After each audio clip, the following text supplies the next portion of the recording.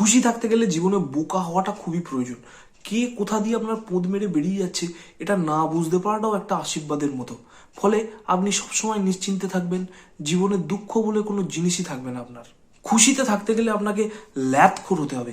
সারাদিন বিছানায় কেলিয়ে পড়ে থাকুন, পৃথিবীতে কি বালবিচি হচ্ছে আপনার জানার কোনো প্রয়োজন নেই। মাথায় চাপ কম থাকবে, ঘুম ভালো হবে, জীবনে একটা আলাদা শান্তি অনুভব করবেন আপনি। খুশিতে থাকতে গেলে আপনাকে দায়িত্ব জ্ঞানহীন হতে হবে।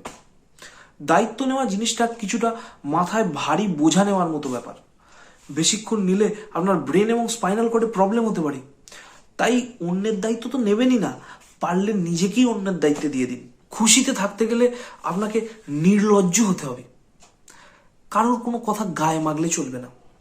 আপনাকে মাইন্ডসেটটা এমন তৈরি করতে হবে যাতে আপনি কারোর কাছ থেকে কাঁচা খিস্তি বা উদুম কেলানি খাওয়ার পরও সেখান থেকে দাঁত কেলাতে কেলাতে বেরিয়ে আসতে পারে।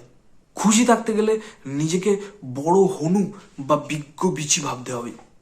সবসময় আপনাকে মনে রাখতে হবে যে আপনি ঠিক, বাকি সবাই পাগলা চোদা। আত্মবিশ্বাসের সাথে ভুলভাল কাজ করুন, তারপর যে ক্যাচালটা তৈরি হবে তার জন্য অন্যদের সবাইকে দায়ী করুন, তবেই আপনি খুশি থাকতে পারবেন।